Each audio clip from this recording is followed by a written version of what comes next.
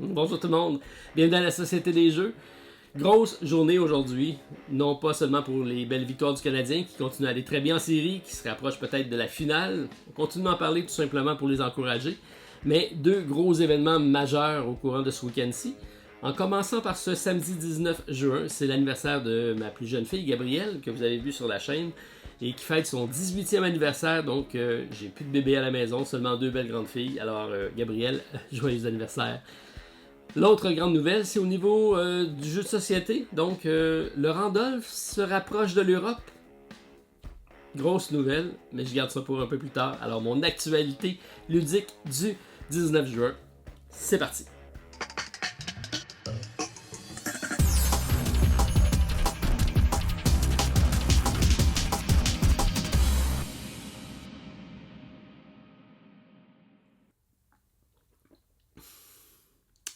Bonjour tout le monde, bien content de vous retrouver pour mon petit café du samedi matin en votre compagnie. Alors, bon déjeuner, petit déjeuner à tous si vous le prenez matinalement, sinon, bon week-end. Et bienvenue à la Société des Jeux pour partager mon actualité ludique, quelques beaux projets qui arrivent encore sur la chaîne. Et là, je vous ai peut-être lancé une bombe lors de l'introduction en vous parlant du Randolph et de l'Europe. Je peux malheureusement pas vous en donner plus de détails aujourd'hui même, puisque la grande nouvelle arrive lundi prochain. Donc lundi prochain, 10h heure du Québec, 16h heure de la France, devrait donc sortir la nouvelle. Alors restez à l'affût, vous allez voir un peu plus de détails, mais c'est de bonnes nouvelles pour le Randolph et pour le monde ludique en général, je pense. Alors bien hâte de pouvoir partager ça avec vous. Ça sera probablement dans le cas de mon podcast en compagnie de mon ami Martin Lafrenière la semaine prochaine. Donc j'ai mon micro ici. On continue à faire nos podcasts avec qui j'ai beaucoup de plaisir, Martin, à partager mes expériences ludiques. Et le sujet de cette semaine, c'était les applications dans le jeu de société, donc un sujet controversé, mais qui a matière à beaucoup de dialogue. Alors, fort intéressant, et j'ai eu beaucoup de commentaires de votre part sur le Gmail, donc de l'autre côté du plateau, à gmail.com. Alors, continuez à nous écrire, ça nous permet donc d'échanger avec vous et de prendre des sujets pour notre prochain épisode de podcast. Mais ma nouvelle aujourd'hui, c'est sûr et certain qu'on va en parler vendredi prochain. Alors, à suivre lundi pour les nouvelles officielles. Alors, au niveau de mes réceptions de jeux, cette semaine, j'en ai pas reçu. C'est comme ça, on peut pas en savoir à toutes les semaines. Par contre, ça m'a permis de jouer à quelques petits jeux. Alors, j'ai ressorti The Road, je vous ai parlé la semaine passée de Road, donc de Youssef Farir, qui arrive avec un nouveau projet sur Kickstarter, Black Hole. Et donc, j'ai ressorti le jeu, puisqu'également, il a annoncé qu'il faisait un reprint du jeu. Alors, toujours très sympathique, ce petit jeu de survie-ci, très difficile à chaque fois. Et là, j'ai découvert donc les composantes du Kickstarter avec les nouveaux personnages. Je sais que mon ami Sylvain en a fait également de nouveaux personnages pour y jouer. Alors, toujours très agréable à jouer de Road. J'ai ressorti ça, ça se joue super bien, rapidement. Et parmi les autres petits jeux rapides qui peuvent être joués, j'ai sorti donc Déméter, qui est un flip and write. C'est de l'auteur donc Mathieu Verdier. C'est donc de Sorry We Are French, la compagnie d'édition. Et c'est donc un peu dans l'univers de Ganymède. Je vous ai déjà présenté une variante solo de Ganymède. Celui-ci, donc, on explore une lune avoisinante pour faire des explorations scientifiques au niveau des dinosaures. Donc, on va avoir comme ça, c'est un flip and write, donc on peut jouer de 1 à 100 personnes, ou peu importe le nombre, mais c'est un joueur et plus. Partie rapide, une quinzaine de minutes environ. Alors, on a notre feuille de marquage, et on va, comme ça, tourner des cartes sur 5 paquets différents. Et là, on va pouvoir, à chaque tour de jeu, on va devoir sélectionner une carte. On aura le choix donc de différents types d'actions possibles qui nous permettra de faire différentes explorations. Donc, entre autres, on va construire un poste d'observation, recruter des scientifiques pour mener des études, donc étudier des espèces de dinosaures, faire progresser la science et construire des bâtiments. Donc, c'est un mix de cartes qui nous permet de faire des actions, plus fortes ou moins fortes. Et il y a toujours 2 actions par carte, de sorte qu'on va toujours être en dilemme sur quelle carte on va devoir prendre pour faire maximiser notre plateau. Ça reste quand même très simple à jouer, 15 minutes. Mais j'ai été surpris. C'est généralement pas le genre de jeu que j'enchaîne les parties, mais celui-ci, j'ai fait 10 parties pratiquement d'affilée. Et donc, c'est une partie de score par contre, donc on n'a pas d'objectif de battre un certain score ou des conditions de défaite, puisque c'est un flip and write pour jouer à grand déploiement. Par contre, j'y ai trouvé beaucoup de plaisir parce qu'il y a beaucoup de stratégies qu'on peut faire différentes. Donc, j'en ai essayé une panoplie pour voir quel était le meilleur score que je pouvais faire avec ça. J'ai fini avec un score de 82. Donc, ma meilleure partie jusqu'à date, c'est 82. Alors, à vous de me dire si c'est un bon score. Généralement, les parties tournent autour de 65, 68, 70. 82, ça a été la meilleure que j'ai réussi à faire. Alors, partagez-moi votre pointage en commentaire. Donc, je pourrais comparer, voir si c'était une bonne partie ou pas. Et il y a également donc une extension, un standalone du même auteur, dans le même univers, mais là, on va explorer l'autre lune. Et le jeu s'appellera Varuna. Et c'est donc un domaine aquatique. Donc celui-ci, c'est des dinosaures. L'autre, on va être dans le monde aquatique pour explorer les profondeurs des eaux d'une autre lune avoisinante. Alors, Varuna, ça devrait arriver très bientôt. Alors, j'ai bien hâte de le découvrir celui-ci aussi. Donc, c'est Déméter. Probablement que je vais le mettre en proposition dans mon programme de précommande de jeux, donc d'importation de jeux, parce que présentement, c'est pas disponible au Québec. Et c'est somme toute un jeu que j'ai apprécié, donc je pourrais le partager avec vous si ça vous intéresse. J'ai laissé ici Dune Imperium, ça fait quelques semaines que j'en parle. La semaine passée, je vous en ai parlé, il était numéro 2 sur Philibert. J'en ai parlé, il est tombé numéro 1, et c'est une bonne chose, puisque nous, on vient de le recevoir. Donc, plusieurs m'ont demandé quand est-ce qu'il arrivait en français au Québec. C'est maintenant officiel, il est dans mes entrepôts présentement. Il me reste à nous les envoyer dans les différentes boutiques. Donc, c'est une question de jours ou de semaines. Ça arrive donc très prochainement. Donc, si j'ai ma version en anglais, moi-même, j'ai pas ma version en française présentement. Donc, Dune Imperium, un beau coup de cœur de l'année. C'est un placement d'ouvriers avec un deck building. Il fonctionne super bien. Et ça arrive juste à temps pour la sortie du film de Denis Villeneuve qui arrive sur les écrans. Alors, tant mieux. Et on espérons une longue vie à ce magnifique jeu, donc Dune Imperium. Alors, je pense que je ne suis pas le seul à l'aimer. Il est quand même numéro 1, pas pour rien sur Philibert. J'en profite donc pour dire, si vous utilisez le lien dans la description pour aller faire votre commande de Philibert, il y a une petite partie de votre achat qui sera redistribuée à la chaîne. Donc, je vous remercie si vous l'utilisez. J'ai mis ici des jeux de Lucky Duck Game, puisque ça va être mon prochain éditeur pour mon programme d'entrée de jeu. Alors, c'est de l'importation de jeux qui ne sont pas encore disponibles au Québec et qui sont disponibles donc en France.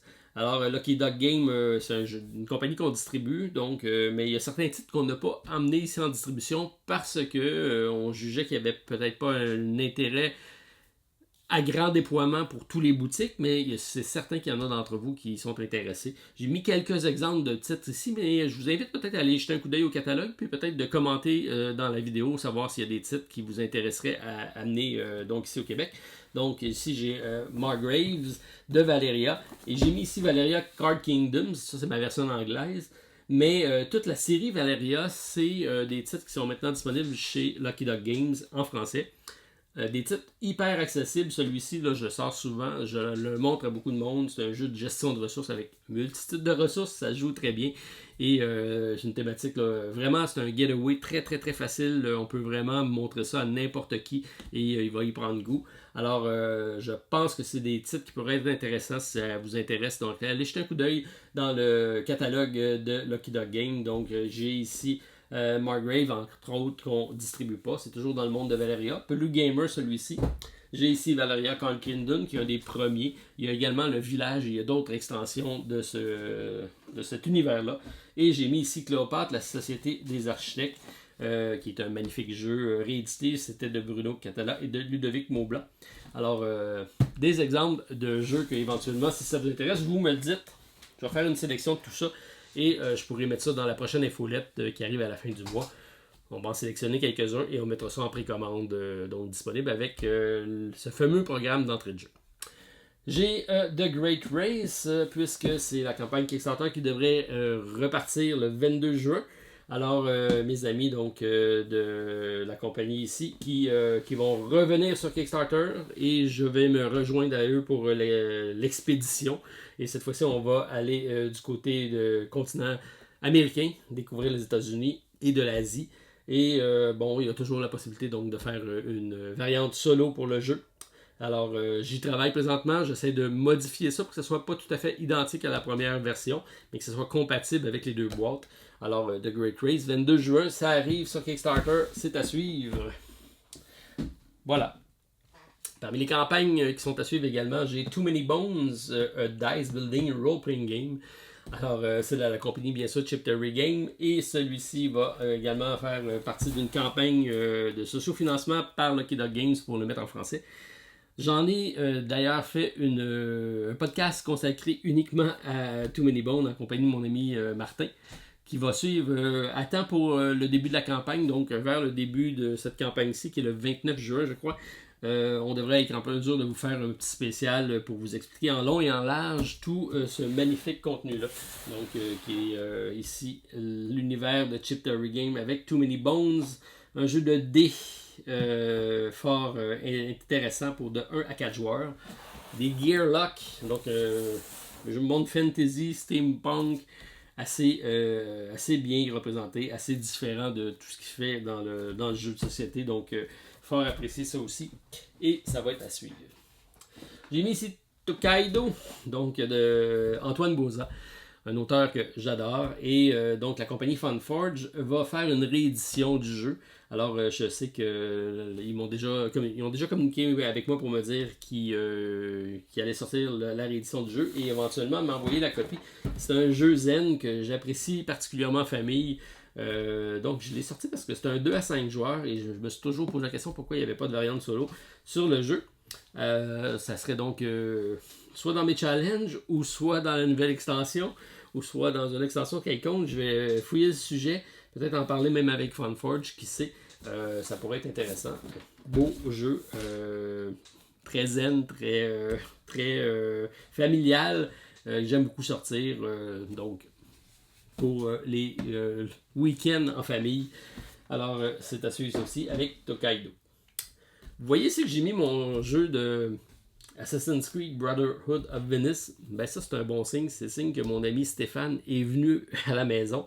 Alors, on a tourné au courant de la journée la vidéo pour vous la présenter. Donc, une partie complète d'un scénario qui va vous expliquer en même temps les règles. Alors, c'est tourné. Il me reste à faire le montage et à vous présenter ça. Alors, Assassin's Creed Brotherhood of Venice. Donc, ça devrait suivre prochainement sur la chaîne. Bien content d'avoir retrouvé mon ami Stéphane pour une session de jeu. J'imagine que vous allez avoir hâte, vous aussi, de le retrouver sur la chaîne. Et on n'a rien perdu de notre sens de l'humour. On était très content de se revoir. Alors, ça aussi, c'est à suivre. Alors, j'ai ici mon TTMC de la semaine. Donc, normalement, j'en fais une autre vidéo et je vous partage donc le thème de la semaine. Cette semaine, je vais faire ça un petit peu différent. Puisque j'ai ici « N'hésite pas à gagner ». C'est une carte, donc lorsqu'on arrive à la fin du plateau, il nous reste tout le temps une dernière question à répondre. Et c'est une question piège, si on veut, qui nous permet de gagner ou de patienter jusqu'à l'autre tour pour essayer de gagner la partie. Alors, je vais vous la faire live. Vous allez répondre tout simplement en commentaire à la vidéo. Alors, c'est un choix de réponse, c'est très simple, A, B, C, D ou E. Alors, lorsque vous allez commenter votre réponse, vous pouvez soit commenter sur la question ou juste commencer votre réponse avec la lettre sélectionnée. Puis, je vous donnerai c'est laquelle en commentaire qui est la bonne réponse. Alors, n'hésite pas à gagner, réfléchis bien. Laquelle de ces propositions est fausse? Donc, parmi tout ce que je vais lire ici, il y en a seulement une qui est fausse et vous devez deviner laquelle. Alors, en A, si c'était un pays, la Californie serait la 8e puissance économique mondiale. En A. Là, on cherche la réponse fausse. En B, Rob Stewart, donc le chanteur, a déjà donné un concert devant 4,2 millions de fans à Rio. C'est beaucoup de monde. En C, environ 12% des espèces d'araignées sont herbivores. En D, l'olive noire est une olive verte qui a mûri. C'était en D. Et en E, les éléphants ont 3 fois plus de neurones que les humains, ou que l'homme. Alors, parmi les énoncés que je viens de faire, vous devez trouver la réponse de la question qui est la fausse, donc tous les autres sont vrais. Alors, A, B, C, D et E. Vous répondez donc en commentaire. Si vous voulez réécouter les questions, ben, faites un rewind, je vais vous les répéter. Alors, c'est tout simple cette semaine. Je ne fais pas d'autres vidéos, mais je vous donne ça en choix de réponse. Ça fait partie de la vidéo du week-end. Alors, à vous de me donner la bonne réponse de la semaine. Alors, ça complète donc ma brève introduction de cette semaine. J'ai fait ça un peu différent parce que j'ai pas eu de nouveauté qui est rentrée. Alors, ça reste une petite fin de semaine de jeu. Mais je tenais à être présent pour vous souhaiter un bon week-end à tous. Et on se revoit lundi pour la grosse nouvelle. Alors, bon week-end à tous. Bye. Alors, pour ma liste de suivi cette semaine, on y va avec les projets qui étaient déjà présents la semaine dernière, quelques titres encore conservés, en commençant par Fall of the Mountain King de la compagnie Burn Island Games. C'est un standalone du jeu All of the Mountain King que j'ai dans ma collection. Alors, un jeu que j'avais grandement apprécié. On arrive ici avec un jeu dans le même univers, mais fort différent au niveau du gameplay. On est présentement à 2831 contributeurs, une hausse de 13%, 317 000 $ d'accumulé. On parle d'un jeu de 95 $ canadiens et 190 $ si vous souhaitez avoir les deux jeux. C'est d'un jeu de 1 à 5 joueurs avec un temps de jeu de 30 minutes par joueur. La version française des règles et des composantes à télécharger sera disponible. C'est un contrôle de territoire avec un combat de trolls contre des gnomes. Alors intéressant, vraiment du beau matériel. Celui-ci également m'intrigue. Alors Fall of the Mountain King, toujours présent sur la liste de suivi.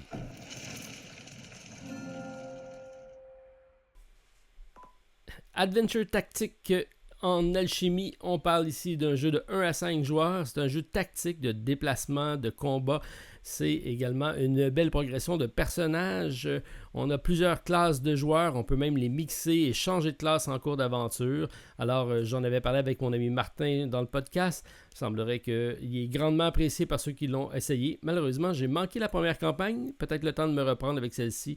Alors, c'est l'extension maintenant de disponible. Alors, on a présentement 1646 contributeurs, une hausse de 16%, 247 000 $ d'accumulé et 24 juin à la fin de la campagne. C'est 35 $ pour l'extension, 125 $ avec le jeu de base ou 250 pour le all-in. Il faut compter 15 à 25 pour le shipping et sachez que c'est seulement disponible en anglais. Alors, un jeu à suivre avec Adventure Tactique. Alors, un autre jeu qui progresse lentement sur Kickstarter, on parle de Mechanical Beast. C'est un jeu de 1 à 4 joueurs et c'est tiré d'un print and play d'un certain Side Room Game. Alors, une compagnie qu'on a connue avec Maki, Black Sonata entre autres, et qui revient avec un autre jeu solo qui est maintenant adapté de 1 à 4 joueurs. On a présentement 1207 contributeurs, une hausse de 9%, 36 000 $ d'accumulé et 24 juin à la fin de la campagne. C'est disponible à partir de 24 $ US, plus 7 à 9 pour le shipping. La version française sera disponible grâce à Batago et on parle d'un jeu de 20 à 40 minutes. Alors, intéressant, un peu abstrait à suivre avec Mechanical Beast jusqu'au 24 juin. Délivrance, un jeu de Andrew Lowen, c'est un premier jeu pour lui. On parle de 1669 contributeurs présentement et 258 000 $ d'accumulé. C'est disponible à partir de 59 $ US, 89 pour la version de luxe et 149 pour le all-in. Il faut compter 19 à 23 pour le shipping. Sachez qu'il est disponible sur randolph.ca si vous souhaitez en faire l'acquisition. Alors, c'est un jeu d'exploration de donjons coopératifs tactiques. Une confrontation entre les anges qui doivent protéger les saints contre les démons.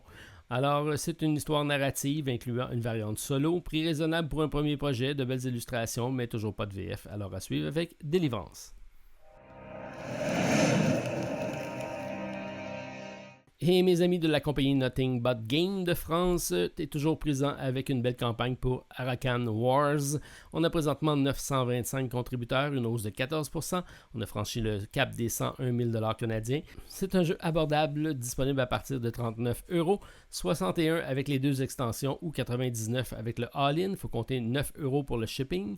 La version française est bien sûr disponible. C'est un jeu de confrontation pour 2 joueurs ou 2 équipes, 4 factions, un champ de bataille, un seul vainqueur, mais des riches combats tactiques, tout ça se déroulant sur une série de 9 tours. Alors je vous invite à aller jeter un coup d'œil à ma vidéo si vous voulez plus d'informations. C'est un jeu avec de magnifiques illustrations dans un monde fantasy très riche à découvrir avec Arakan Wars. Welcome to Chicago. Alors, je commence cette semaine avec nul autre que Scarface 1920. On parle d'un jeu compétitif de placement d'ouvriers, de contrôle de territoire et de deck building dans un Chicago des années 20. Premier projet de Red Zan Game d'Espagne. On a présentement 3238 contributeurs, 542 000 $ d'accumulé et 15 juillet à la fin de la campagne. Un jeu disponible à partir de 99 €, 139 pour la version de luxe. Il faut compter 22 à 26 pour le shipping. Et sachez que les taxes sont à ajouter en plus de ce prix. Donc, ça fait un jeu assez dispendieux pour un premier projet. Mais par contre, j'ai vraiment accroché sur la direction artistique, excessivement bien ancrée dans le thème. J'adore. Alors, c'est un jeu de 1 à 4 joueurs, 90 à 150 minutes. 14 ans et plus, la version française est également disponible. Ça sera disponible dans le Pledge Manager. Définitivement mon style de jeu, mais à ce prix-là, je vais au moins y réfléchir 1 ou 2 secondes. Alors, mon coup de cœur de la semaine avec Scarface 1920 à suivre jusqu'au 15 juillet prochain. Alors, Peak Oil Profiteur. Faites tout en votre pouvoir pour conserver l'or noir en votre possession et pourquoi pas l'argent qui va avec. Alors, c'est un jeu tactique pour 1 à 5 joueurs de la compagnie Two Tomatoes d'Espagne. Alors, il faut croire que les artistes sont bons en Espagne puisque un autre jeu magnifiquement illustré. On parle de 293 contributeurs, 18 000 $ d'accumulés, 6 juillet, la fin de la campagne. On parle d'un jeu, un standalone à partir de 30 €, 67 avec le jeu de base, mais qui n'est pas nécessaire pour jouer à celui-ci. On parle de 1 à 5 joueurs, 30 à 90 minutes, 16 ans et plus. Donc, comme j'ai dit, un standalone du précédent Peak Oil. C'est un jeu de construction de route, influence et action simultanée. Alors profitez autant que possible du pays et de ses richesses avant que la corruption mène le pays au bord de la faillite. À suivre avec Peak Oil Profiteur jusqu'au 6 juillet prochain. Terra, un jeu de L4 Studio et de Mr. B Game, un jeu de reconstruction de cités anciennes suite aux éruptions volcaniques. On parle présentement de 114 contributeurs, 6 800 $ d'accumulés et 28 juin, la fin de la campagne. Un jeu disponible à partir de 45 $ US, mais il faut ajouter 23 à 28 pour le shipping, plus la TVA. Bref, ça commence à faire beaucoup de frais connexes. Triste puisque ça m'apparaissait un bon petit jeu d'action simultanée et de placement de tuiles pour 1 à 4 joueurs. Alors, à suivre quand même sur Kickstarter jusqu'au 28 juin prochain. Alors, vous avez été nombreux à m'en parler la semaine dernière. On parle de War Room, un jeu de Larry Harris Game. C'est une deuxième édition pour celui-ci, en version Deluxe, c'est pour 2 à 6 joueurs ou en équipe. On parle de 2083 contributeurs, 352 000 $ d'accumulés et c'est une campagne qui se termine le 1er juillet prochain. C'est un jeu de 2 à 6 joueurs, 14 ans et plus, 1 heure par partie pour une partie rapide mais par joueur, mais ça peut aller jusqu'à 12 heures dépendamment du type de partie. Alors sachez que les guerres, des fois, c'est très long. Alors on parle d'un jeu de 137 $ US plus le shipping. C'est un jeu stratégique de déplacement d'armées, gestion de ressources pour recréer une deuxième guerre mondiale. Alors beaucoup de matériel, une map monde, un déplacement stratégique. Alors on a vraiment l'impression d'être dans un war room. C'est pas un jeu qui m'attire particulièrement, mais j'aimerais ça quand même l'essayer. Alors, un jeu à suivre si ça vous intéresse. Et sachez qu'il y a également un kit de conversion pour le français de disponible. On a même un lien dans les facs pour télécharger, je crois, les fichiers. Alors, ça peut être intéressant. Donc, War Room pour les adeptes de jeux de guerre, de simulation. Alors, disponible encore jusqu'au 1er juillet prochain. Et j'ajoute également le jeu Dinodocus présenté sur la chaîne cette semaine. On parle d'un petit jeu de cartes de Alban Nanty. Alors, c'est un jeu de dinosaures d'évolution dans lequel on va faire évoluer nos espèces et espérer vivre le plus longtemps possible pour accumuler un maximum de points de victoire. On a présentement 100 contributeurs pour 3200 $ d'accumulés et c'est une campagne qui se termine le 15 juillet prochain. Le jeu est disponible à partir de 20 $ canadiens, c'est en argent de Hong Kong, donc j'imagine que Alban est situé dans cette région du globe. Alors un jour, j'irai peut-être te dire bonjour. Si vous voulez plus d'informations, je vous invite à peut-être aller jeter un coup d'œil à la campagne ou acheter un coup d'œil sur la vidéo que j'ai fait à ce sujet-ci. Alors, Dinodocus sur Kickstarter encore jusqu'au 15 juillet prochain. Alors, à suivre.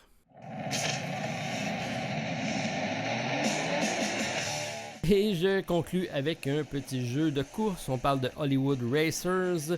C'est de la compagnie des Adalus, mais également Cosmos Duck Games, qu'on a déjà vu en campagne sur Ulule, je crois. Alors, c'est un jeu de course assez rigolo, avec des obstacles et des coups bas. C'est pour 1 à 6 joueurs, 5 modes de jeu, 8 ans et plus, 30 minutes par partie. Bien sûr, les règles en français sont disponibles. C'est présentement 311 contributeurs, 25 000 $ d'accumulés. Et le 6 juillet, la fin de la campagne, c'est un jeu qui sera disponible à partir de 10 € en mode digital, 45 € pour le jeu de base et 80 pour le all-in.